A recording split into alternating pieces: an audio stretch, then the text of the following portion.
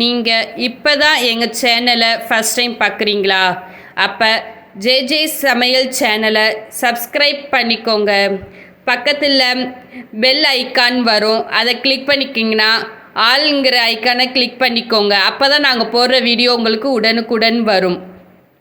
எங்கள் வீடியோ உங்களுக்கு பிடிச்சிருந்துச்சுன்னா லைக் பண்ணுங்கள், ஷேர் பண்ணுங்கள், கமெண்ட் பண்ணுங்கள். வாங்க ஃப்ரெண்ட்ஸ், இப்போ வீடியோக்குள்ளே போகலாம். இப்போ காடை முட்டை பிரியாணிக்கு தேவையான பொருட்கள் என்னென்னு பார்க்கலாம்.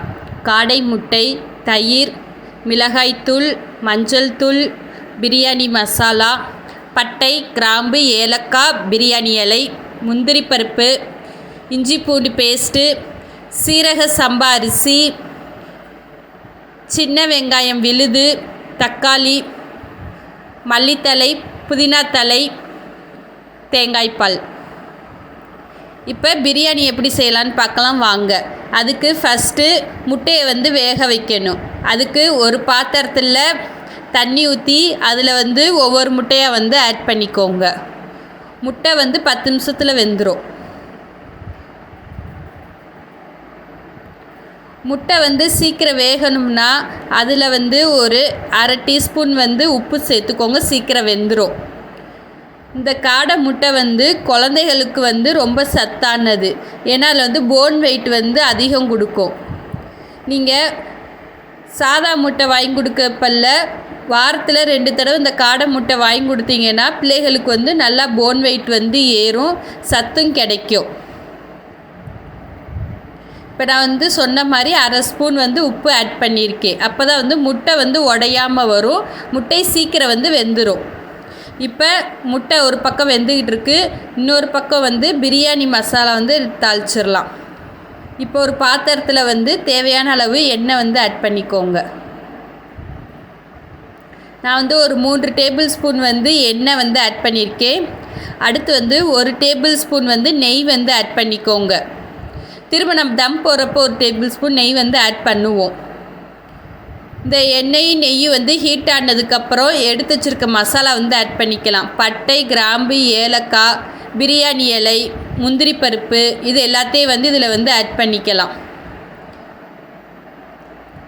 இந்த மசாலா ஒரு 1 நிமிஷம் பொரியட்டும். அப்போ தான் அதோடய ஃப்ளேவர் வரும். இப்போ நம்ம போட்டிருக்க மசாலாம் பொரிஞ்சிருச்சு. அதில் 2 பச்சை மிளகா ஆட் பண்ணிக்கோங்க. நான் பச்சை மிளகா சொல்ல மறந்துட்டேன், அதனால் இப்போ ஆட் பண்ணியிருக்கேன். பச்சை மிளகா பொரிஞ்சிருச்சு. இப்போ நம்ம பேஸ்ட் பண்ணி வச்சுருக்க வெங்காயத்தை இதில் ஆட் பண்ணிக்கலாம். நீங்கள் பெரிய வெங்காயத்தோட சின்ன வெங்காயத்தை ஆட் பண்ணிங்கன்னா நல்லா டேஸ்ட்டு கொடுக்கும். இப்போ வெங்காய பேஸ்ட் இதில் ஆட் பண்ணியாச்சு. இதை ஆட் பண்ணி வதக்கிக்கோங்க. இதில் உப்பு ஆட் பண்ணிங்கன்னா வெங்காயம் சீக்கிரம் வதங்கி கொடுக்கும். இந்த வெங்காயம் நல்லா கோல்டன் ப்ரௌனாக வதங்கணும். இப்போ வெங்காயம் நல்லா கோல்டன் ப்ரௌனாக வதங்கிருச்சு. நல்லா வதங்காமல் அடுத்த பொருளை போட்டிங்கன்னா பிரியாணி டேஸ்ட் இருக்காது. அதனால் வெங்காயம் நல்லா கோல்டன் ப்ரௌனாக வதங்கினதுக்கப்புறம் தான் நம்ம இஞ்சி பூண்டு பேஸ்ட்டு ஆட் பண்ணணும். இப்போ நான் இதில் ஒரு 1.5 டேபிள் ஸ்பூன் இஞ்சி பூண்டு பேஸ்ட் ஆட் பண்ணுறேன். இந்த இஞ்சி பூண்டு பேஸ்ட் பச்சை வாசனை போகிற வரை வதக்கிக்கோங்க. இப்போ ஓரளவு நல்லா வதங்கிருச்சு. இஞ்சி பூண்டு பேஸ்ட்டு, சின்ன வெங்காயம் பேஸ்ட்டு எல்லாம் நல்லா வதங்கிருச்சு. அடுத்து 1 கை புதினா, 1 கை மல்லித்தலை ஆட் பண்ணிக்கோங்க. இது ஒரு செகண்டுக்கு வதக்கிக்கோங்க. இப்போ நல்லா எல்லாம் வதங்கி வந்துருச்சு. இதில் தக்காளி ஆட் பண்ணிக்கோங்க. நான் இதில் ஒரு மீடியம் சைஸில் ஒரு 3 தக்காளி ஆட் பண்ணியிருக்கேன். அரை டீஸ்பூன் உப்பு ஆட் பண்ணியிருக்கேன். உப்பு ஆட் பண்ணுறதுனால தக்காளியும் நல்லா வதங்கி கொடுத்துரும். இந்த தக்காளி நல்லா மையாக வதங்கி வரணும். இப்போ இந்த தக்காளி ஓரளவு நல்லா வதங்கி வந்துருச்சு. இப்போ இதில் நம்ம எடுத்து வச்சுருக்க மசாலா பொருட்களாக ஆட் பண்ணிக்கலாம். 1 பிஞ்ச் மஞ்சள் தூள், 1.5 டீஸ்பூன் மிளகாய்த்தூள், 1 டீஸ்பூன் பிரியாணி மசாலா வந்து ஆட் பண்ணிக்கோங்க. இந்த பிரியாணி மசாலா வந்து நான் வீட்டிலே அரைச்ச மசாலா.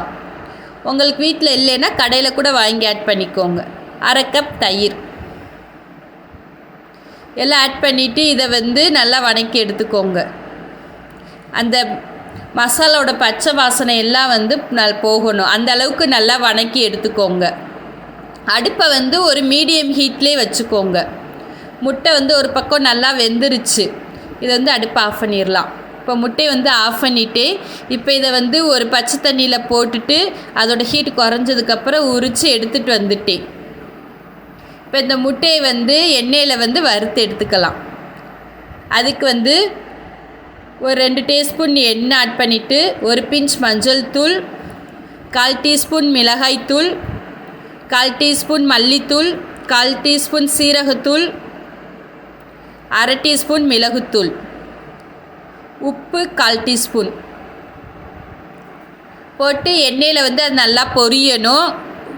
ஒரு செகண்ட் வந்து பொரியணும். அதுக்கு வந்து மசாலா வந்து நல்லா கருகிடக்கூடாது. லைட்டாக வந்து பொரிஞ்சால் போதும். இப்போ அதில் வந்து முட்டையை வந்து ஆட் பண்ணிக்கலாம். முட்டையை வந்து ஆட் பண்ணியாச்சு. அந்த மசாலா வந்து முட்டை மேலே நல்லா கோட்டாகி வரணும். அடுப்பை வந்து கம்மியான தீயிலே வச்சுக்கோங்க. இப்போ முட்டை வந்து நல்லா வதங்கி இருக்கு பாருங்கள்.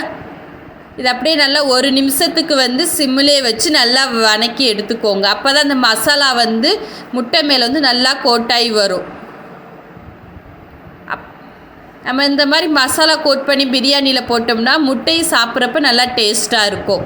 இப்போ பாருங்கள், இப்போ வந்து மசாலா நல்லா கோட்டாகி வந்துருச்சு. இப்போ இதை வந்து பவுலில் ட்ரான்ஸ்ஃபர் பண்ணிக்கலாம். இங்கிட்டு வந்து பிரியாணிக்கு வந்து போட்ட மசாலா எல்லாம் பச்சை வாசனை போயிடுச்சு. இப்போ இதில் வந்து நம்ம எடுத்து வச்சுருக்க தண்ணி, தேங்காய் பால்லாம் ஆட் பண்ணிக்கலாம். இப்போ நான் வந்து சீரக சம்பா பிரியாணி அரிசி தான் எடுத்திருக்கேன். அதுக்கு 1 கப் அரிசிக்கு 1.5 கப் தண்ணி ஊற்றுறோம். அதில் வந்து நான் வந்து இப்போ 1 கப் தேங்காய் பால் வந்து ஆட் பண்ணுறேன். 1 கப் தேங்காய் பால் ஆட் பண்ணியிருக்கேன். 1/2 கப் தண்ணி வந்து ஆட் பண்ணுறேன். இப்போ இந்த தேங்காய் பால், தண்ணி, அந்த மசாலா எல்லாம் வந்து நல்லா தளன்னு கொதிக்கணும். கொதிச்சு வரட்டும். நம்ம வந்து பிரியாணி அரிசியை வந்து நான் ஒரு 10 நிமிஷம் ஊற வச்சுருக்கேன். நீங்கள் வந்து எப்போயுமே வந்து சாப்பாடு செய்கிறப்ப ஒரு அரிசியை வந்து ஒரு 10 நிமிஷம் ஊற வச்சுருங்க. அப்போ தான் வந்து சீக்கிரம் வந்து வெந்து கொடுக்கும். இப்போ நல்லா கொதிச்சிருச்சு. இப்போ நம்ம எடுத்து வச்சுருக்க சீரக சம்பா பிரியாணி அரிசியை வந்து இதில் வந்து சேர்க்குறோம். அரிசி வந்து சேர்க்குறப்ப தண்ணியை வந்து நல்லா இருத்துட்டு வந்து வெறும் அரிசியை மட்டும் ஆட் பண்ணிக்கோங்க. இப்போ அரிசி எல்லாமே வந்து ஆட் பண்ணியாச்சு. இதை வந்து ஒரு கிளறிக்கோங்க.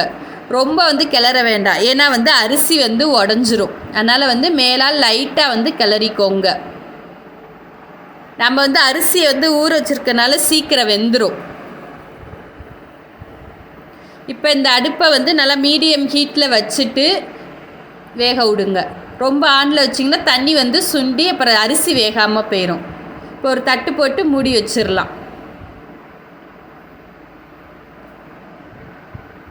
இப்போலாம் ஒரு 10 நிமிஷம் கழித்து ஓப்பன் பண்ணி பார்த்தோம்னா அதில் இருக்க தண்ணி பூரா நல்லா வத்திருச்சு. இந்த மாதிரி இருக்கணும். இப்போ அரிசி வந்து அரைப்பதம் வெந்திருக்கு. அரிசியை வந்து இப்படி நசுக்கி பார்த்தீங்கன்னா உடையும். இப்படி உடஞ்சிச்சுன்னா அரிசி வந்து அரைப்பதம் வெந்திருக்குன்னு அர்த்தம். இப்போ இந்த இதை வந்து தம் போட்டுடலாம். தம் போடுறதுக்கு முன்னாடி நம்ம வந்து முட்டையை வந்து மசாலா கோட் பண்ணி வச்சோம்ல, அந்த முட்டையை வந்து இதில் வந்து ஆட் பண்ணிக்கலாம். இப்போ அது மேலே புதினா தலையும் மல்லித்தலையும் வந்து ஆட் பண்ணுறேன். அது மேலே வந்து 1 டேபிள் ஸ்பூன் நெய் வந்து ஆட் பண்ணிக்கோங்க. நெய் ஆட் பண்ணுறனால மேலே உள்ள அரிசி பூரா வரன்னு இல்லாமல் நல்லா சாஃப்டாக இருக்கும்.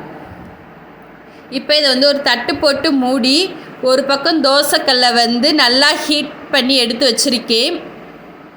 அது மேலே நம்ம வந்து தம் போடுற பாத்திரத்தை வந்து எடுத்து வச்சிடலாம். அந்த பாத்திரத்து மேலே இன்னொரு சட்டியில் வந்து சுடுதண்ணி எடுத்து வச்சுருக்கேன். அந்த சுடுதண்ணியை வந்து அது மேலே வச்சு அதையும் தட்டு போட்டு மூடிடுங்க. நம்ம ஏன் இப்படி வைக்கிறோம்னா மேலே உள்ள சுடுதண்ணி ஹீட்டாலையும் மேலால் உள்ள அரிசி வந்து நல்லா வெந்துடும். அடியில் தோசைக்கல்லில் உள்ள ஹீட்டில் அடியில் உள்ள அரிசி வந்து வெந்துடும்.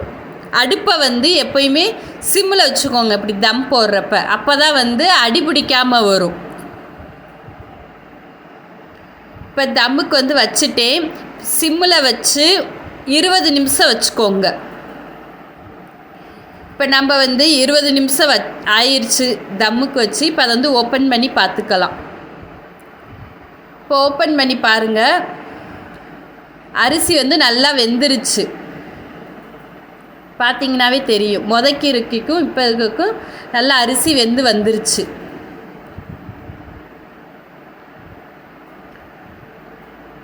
இப்போ நம்மளுக்கு சூடான சுவையான காடை முட்டை பிரியாணி வந்து ரெடி ஆயிடுச்சு. உங்களுக்கு இந்த ரெசிபி பிடிச்சிருந்துச்சின்னா எங்கள் ஜே சமையல்ங்கிற சேனலை சப்ஸ்கிரைப் பண்ணிக்கோங்க. கூட உள்ள பெல் பட்டனை கிளிக் பண்ணிக்கோங்க. அப்போ தான் நாங்கள் போகிற வீடியோ உடனுக்குடன் உங்களுக்கு வரும். லைக் பண்ணுங்கள், ஷேர் பண்ணுங்கள், கமெண்ட் பண்ணுங்கள். தேங்க்யூ.